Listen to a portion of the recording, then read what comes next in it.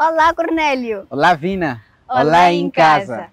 Bem-vindos ao novo ano. E porque estamos no início do ano, na edição de hoje vamos conversar sobre algo que é muito importante nesta época do ano. Vamos conversar sobre as implicações das condições econômicas dos pais encarregados para a educação, principalmente da rapariga.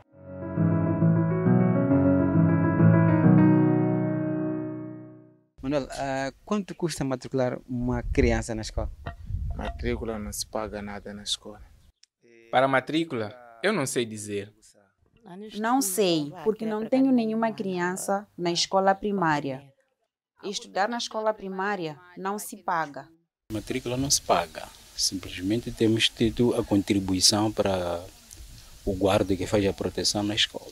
Sabemos que muitas famílias não matriculam seus filhos porque dizem que não têm condições. O que é que tu pensas disso? Acho que outros podem não ter condições, sim, um bocado de caderno, não conseguir comprar caderno, uniforme, pasta, até que aí sim. Esta parte de Marconi, na verdade, tem tido muitas complicações. As complicações, às vezes, têm tido os professores, às vezes, mandam voltar crianças por não ter pagado o dinheiro de guarda.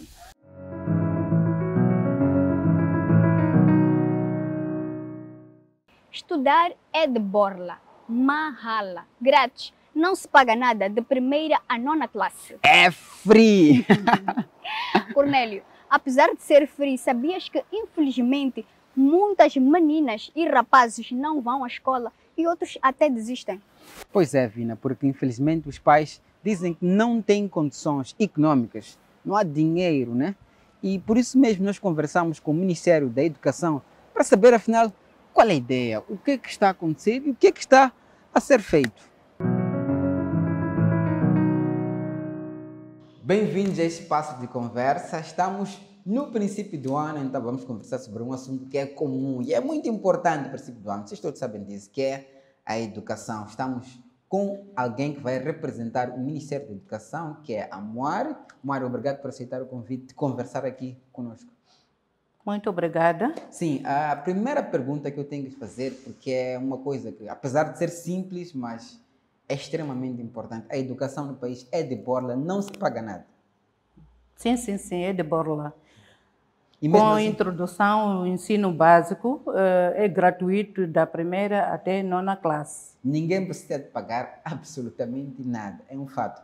Agora, nós notamos, enquanto fazíamos este programa em particular, que há muitas famílias onde as crianças não vão à escola e o que os pais dizem é que elas não podem ir e não vão por causa de questões financeiras e econômicas.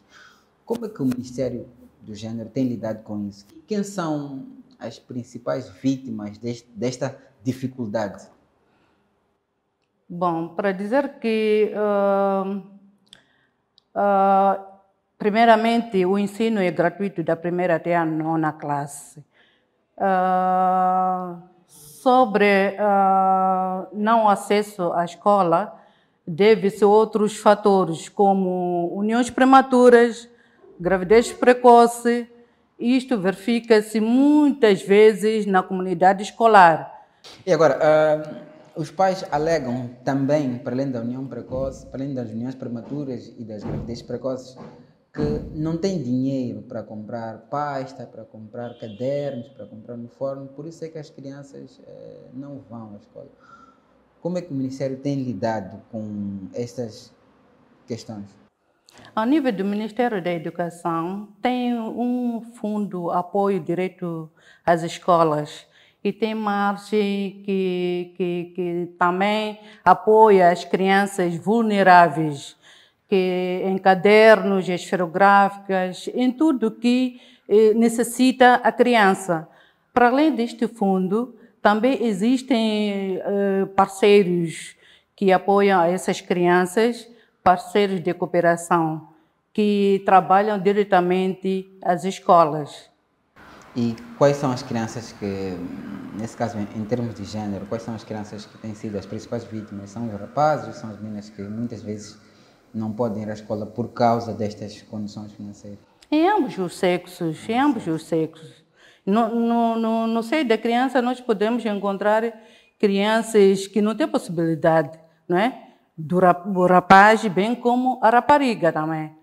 Então, ambos os sexos têm havido, portanto, essas dificuldades. Sim. Bem, nós estamos a falar de dificuldades, que é uma coisa muito comum nas nossas comunidades, e por isso nós fomos até uma das comunidades, fomos até Boane para conversar com parte desta comunidade. E lá nós encontramos uma história que pretendemos mostrar agora. Podemos mostrar essa história aqui? Uhum. Vamos a isso. A Escola Primária Completa, 19 de outubro, é um lugar muito especial para a professora Florência. Eu comecei a estudar na Escola Primária Completa, 19 de outubro. Então, na altura, para frequentar uma escola não era fácil.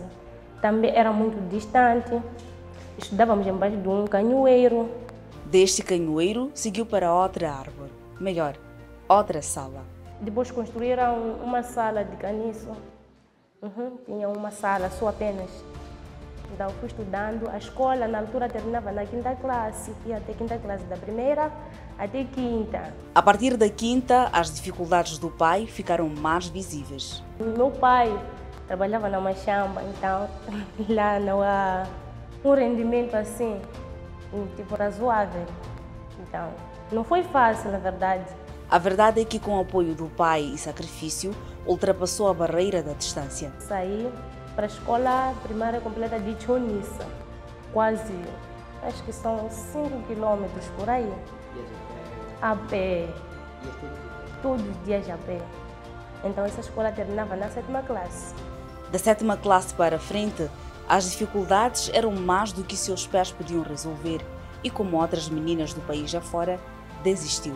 Como os pais não tinham condições para eu poder continuar com os estudos, eu fiquei em casa.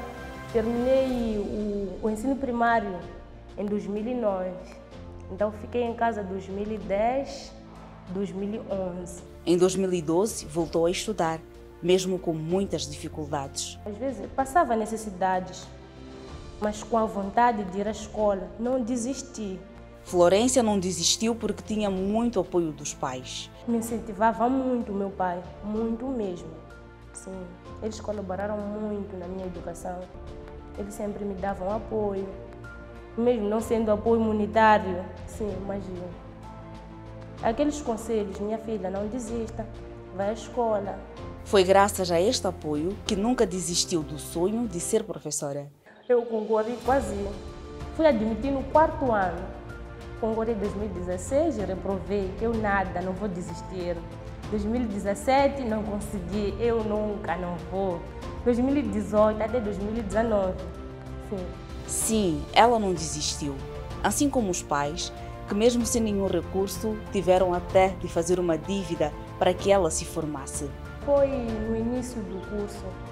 Eu, quando fui me inscrever, então fiz o exame de admissão. Na verdade, nem tinha dinheiro para fazer a matrícula, nem para pagar o internamento. Então, esse foi um momento mais difícil. Então, eu voltei para casa, chorei para os meus pais. Eles também não tinham como, porque meu pai parou há muito tempo de trabalhar. Só vai a machamba para o nosso sustento. Então, esse foi um momento mais difícil. Ele, tentou pedir emprestado. Na verdade, ele fez dívidas. Sim. Eu tive que me matricular, comprar material escolar também. Hoje, Florência é professora. Dá aulas na escola onde estudou, ajuda a família e a comunidade. Por isso, ela reconhece que o esforço e o apoio dos pais, apesar de não terem condições ou dinheiro, é bastante importante para que mais meninas possam, assim como ela, estudar e realizar seus sonhos.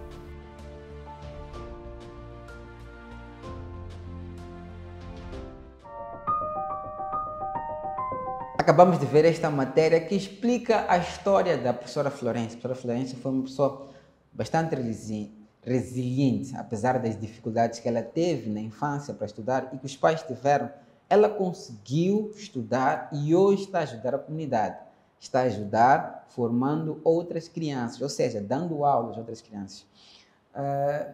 Senhora Moari, nós entendemos que as condições financeiras são uma das principais causas, para o caso pelo menos que trouxemos aqui nesta reportagem, mas existem outros fatores que travam a permanência, principalmente da rapariga, nas escolas e a sua entrada nas escolas. Quais são esses fatores? Pode explicar de forma breve quais são esses fatores?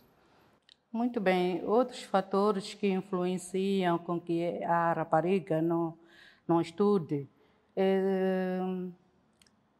tem sido, portanto, uniões prematuras que acontecem ao nível da comunidade, mesmo entre alunos, e também gravidezes precoces, não só também assédio sexual, também acontece ao nível da escola, bem como na comunidade. E como é que o Ministério, neste caso, está a trabalhar nestes assuntos bastante sensíveis para a nossa comunidade? Ao nível do Ministério, em volta dessa situação, no entanto, produziu o despacho 435, que permite à menina estudar turno diurno, por forma que ela não desista pelo fato de estar em estado de gravidez. Este é um importante lembrete. As meninas grávidas não precisam estudar à noite. Elas podem sim estudar no curso diurno, de dia. Pode continuar. Também produzimos o mecanismo multissetorial da denúncia, encaminhamento para reportar, portanto, as questões, dar seguimento à situação da violência baseada no gênero. Não só, também ao nível provincial e distrital já existe este grupo, constituído por PRM, Justiça, Saúde, Procuradoria, para dar o seguimento desta situação da violência. Logo que a menina reportar, portanto, esta situação, então eles dão seguimento até dar a resposta a esta situação. E também temos a Lei 1919, que penaliza todos os infratores nesta perspectiva da violência baseada no gênero. E está na fase da sua implementação e divulgação.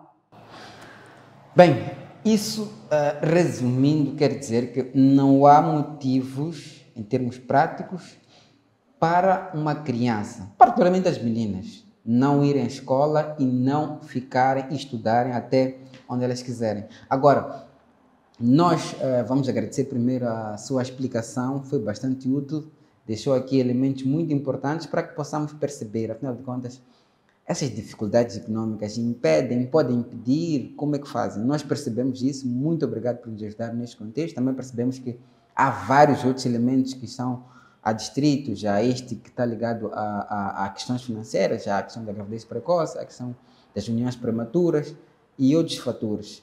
Bem, nós vamos seguir para as próximas rubricas. Obrigado. Seguimos para a próxima rubrica. Esta foi a conversa com a Moari do Ministério da Educação e ela explicou que há ações sendo feitas para evitar que alunos, particularmente meninas, sejam impedidas de entrar e permanecer na escola por falta de condições. Estudar é um direito, Vina. Vamos fazer uma breve pausa, voltamos já já. Estamos de volta para a segunda parte do ASE. Vamos para a província de Maputo, em Boane, para conversar com as pessoas sobre o tema que trazemos hoje, que é o de implicações das condições econômicas dos encarregados de educação na educação da rapariga. Vamos a isso.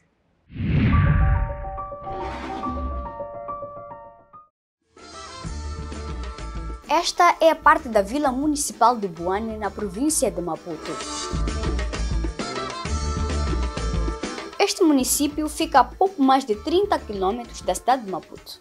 E aqui, procuramos entender como a falta de dinheiro contribui para que crianças, particularmente raparigas, não estudem. Chama-se Aida, tem 2 filhas, uma com 18 e outra com 13 anos de idade, mas só conseguiu matricular uma. a de 13. Ela não estudou, mas entende muito bem as vantagens de estudar. Pode ajudar a conseguir emprego e ajudar o filho dela. A senhora Calda também entende que estudar ajuda, e muito. Vai lhes ajudar. Se estudarem, vão conseguir empregos melhores. Isso vai ajudar ao futuro deles. Fomos até o interior de Buane, fora do município, num bairro conhecido como Rádio Marconi. Um ambiente tranquilo, mais pausado e que vive outros problemas. Esta parte de Marconi, na verdade, tem tido muitas complicações. As complicações, às vezes, têm tido os professores. Às vezes mandam voltar crianças por não ter pagado dinheiro de guarda. Porque eles fazem contribuições de guarda e fazem contribuição de limpeza. São 100 meticais para o guarda e 60 meticais para o faxineiro. Então, às vezes, a comunidade não tem tido esse valor. Então, uma vez, no ano passado, até fomos à escola para poder reivindicarmos quanto a esse ponto. Um ponto ao qual se junta a dificuldade até para comer. Na verdade, tem tido essa dificuldade. Às vezes, vem uma criança vai à escola com calças rotas. Os encarregados não têm. Os outros perderam pais. Estão com os avós. E o avô é uma avó que, às vezes, nem para comer torna difícil. Depois de fazer a 7ª classe, as crianças daqui devem estudar na vila de Buane, o que implica tomar um chapa, o que significa mais dificuldade para os pais. Eu até posso conseguir outras coisas, mas o mais difícil é o dinheiro de chapa. Se uma criança gasta 50 meticais por dia, ao final de uma semana ela terá gasto 250, que significam 1000 meticais a cada mês. Então, uma família com 3 filhos gastará em torno de 3.000 meticais ao mês. Isso sem contar com outras despesas da escola e de casa. Em meio às dificuldades, pais encarregados em Marconi defenderam que a solução podia passar pela ampliação dos apoios. Nos anos atrás, pelo menos a ADE, que é o apoio direto às escolas, é que tirava mais ou menos uma percentagem para a compra de material didático, que dava o apoio para a comunidade. A comunidade comprava cadernos, uniformes, lápis, ajudava a comunidade. A comunidade também precisa de apoios vindo dos agentes econômicos. Certos agentes econômicos que estão inseridos nessa zona é que pode entrar em coordenação com a escola, ver quais as condições que a escola traz. Quais as condições para que essa família tenham o apoio através deste meio. Mas os nossos agentes econômicos nem querem aproximar da escola. Quando tu vais fazer um apoio, fazer um pedido de apoio a um agente econômico para a escola, está a lhe insultar. Mas há mais alternativas. Talvez o governo criasse uma comissão ou um departamento que vela a comunidade como é que está. Por exemplo, nas zonas rurais, para ver como é que a situação está, ver as crianças, a situação de cada criança numa escola em que situação se encontra, para poder ter apoio. Apoios.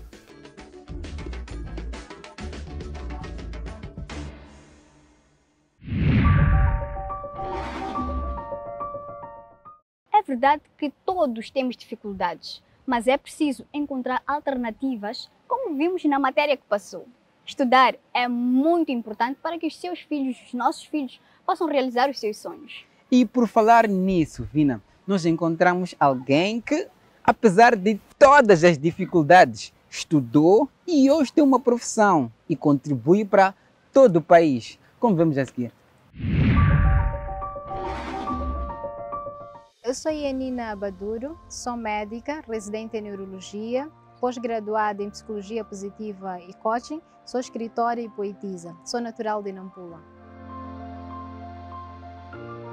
O meu percurso acadêmico foi extremamente difícil, mas um grande aprendizado. Eu tenho como referência o meu ensino primário. Na altura, diferentemente da nossa realidade, quando eu estudei, eu lembro-me muito do plástico Rambo. Eu acho que as crianças agora não conhecem. Em que eu lutava tanto com os meus pais, porque eu só tinha 5 anos na altura e queria ir à escola. Eles disseram, olha, eu não tenho condições, mas podes ir como assistente. E deram-me um plástico Rambo e colocaram lá um caderno. Vá. Eu, tranquila, fui lá e quando cheguei à escola, riam-se de mim porque não tem pasta. Eu, tranquila, o meu objetivo era estar na escola, sentada no chão, sem nenhum problema.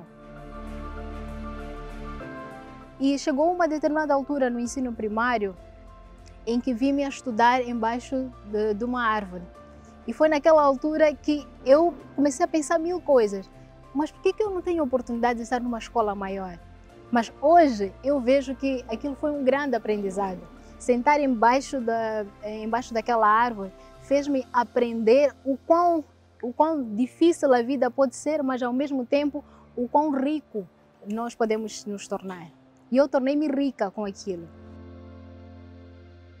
Teve uma fase em que eu tinha que acordar 4 horas para poder bater badia, farinha de badia. Eu cheia de sono ficava ali a mexer e minha mãe dizia, ainda não está no ponto, mas não está no ponto 4 horas. O que custa colocar as outras coisas e fritar? Mas tinha que estar no ponto, porque aquilo dependia do nosso pão. Entretanto, até 7 horas eu tinha que distribuir a todas as casas circunvizinhas, porque esperavam para o pequeno almoço. Depois de fazer a distribuição, ficava fora do quintal da casa a vender. Às 10 ia para a escola, voltava. No período da tarde, eu ia para o CFM para poder comprar as frutas daquele período para poder vender. Então era a badia e as frutas. Eu ficava ali fora a vender. Neste percurso todo, eles conseguiram ter alguma condição e compraram uma carrinha, entre aspas, que era fechada assim meio com chapa por cima. E tinham dinheiro para pagar o motorista, mas não tinham do cobrador. Imagina uma mulata sendo cobradora. Em Nampula chamavam mucunha. Mucunha significa branca. Então dizia, ei, mucunha! Então em algum momento eu me sentia constrangida. Meu Deus, eu hei de conseguir suportar isto. E eu tinha que tomar alguma posição.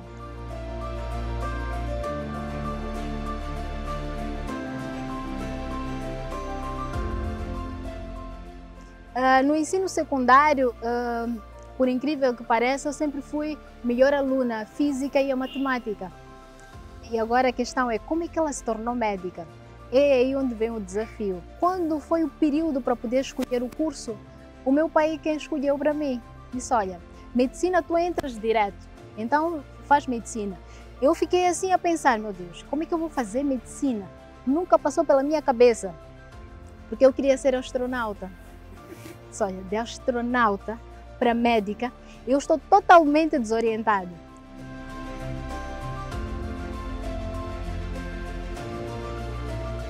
Então eu assumi aquele desafio e comecei a estudar. Não porque eu gostava da biologia, mas porque eu estava a olhar para frente. Entretanto, fiz o exame de admissão e passei nas 3 faculdades, na Unilur, na UEM e na UP. Comecei a emagrecer. Onde é que eu vou? Primeiro, não queria ser médica. E segundo, passei nas 3 faculdades. Entretanto, tive bolsa para a UEM. E eu não fui para a UEM. Apesar de ter a bolsa e ficar longe dos meus pais, eu olhei a Unilúrio como uma oportunidade, porque eu seria a primeira dentro daquela faculdade. E eu construiria melhor o meu caminho do que uma faculdade onde já tem muita história. E eu preferi ficar na Unilúrio.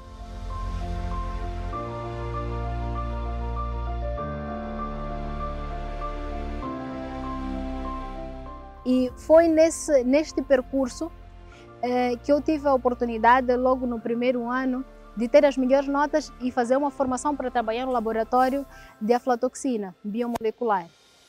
E neste laboratório, eu conseguia receber 1000 meticais. Era este valor que eu conseguia ajudar os meus pais para tirar, fazer as cópias e, acima de tudo, para poder subir chapa.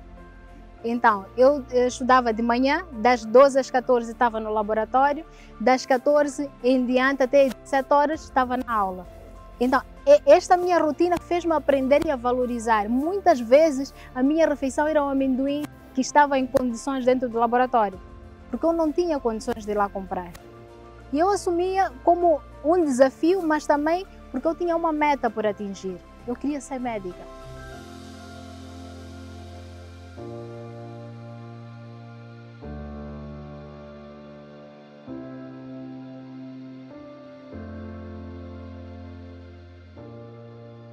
Existem situações específicas em que a pessoa tem realmente dificuldades extremas de poder conseguir ir à escola, conseguir ter alimento, conseguir ter um transporte.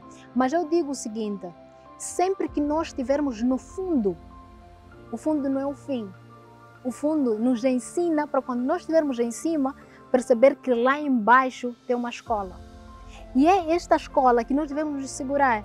Tudo o que está a acontecer na nossa vida, por mais difícil que seja, é uma escola. E nós devemos usar isso ao nosso favor. Eu estou nessa situação, mas eu não me vou tornar aquilo que eu sou no momento. Eu tenho pouco hoje, mas isto não me limita de eu ter mais. Eu não tenho transporte, mas eu posso fazer mais e lutar, encontrar caminho para eu poder conseguir isto. Se o meu pai não tem, o que é que eu posso fazer para ajudar o meu pai para poder ter?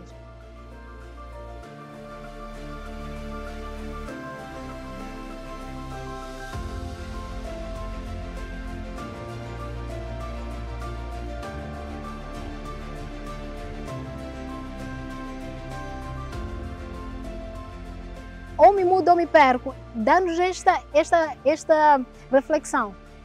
Ou eu tenho a capacidade, e vou usar esta minha capacidade para me mudar, me reinventar, toda vez que eu entrar em contato com alguma situação, eu aprender que aquilo é uma fase e eu tenho que liderar, ou eu torno-me perdido até os mesmos resultados de frustrado e aceitar que depressão vai ser a minha sina sempre, vai se tornar permanente. Então, esta concepção que o que nós estamos a passar é permanente, deve sair da nossa mente, porque aí leva-nos à perdição. É um ciclo vicioso que não nos permite reprogramar-nos e pensarmos diferente.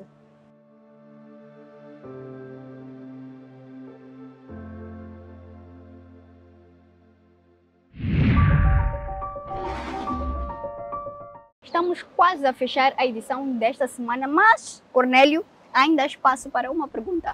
E vamos ver a seguir. Quanto custa matricular uma criança na escola? Matricular uma criança na escola não custa nada. É gratuito, da primeira à nona classe. Isso quer dizer que os pais e encarregados de educação não pagam pela matrícula nesse período. Quanto às questões de materiais e outros, é possível encontrar soluções através da família, comunidade ou outras organizações governamentais e não governamentais.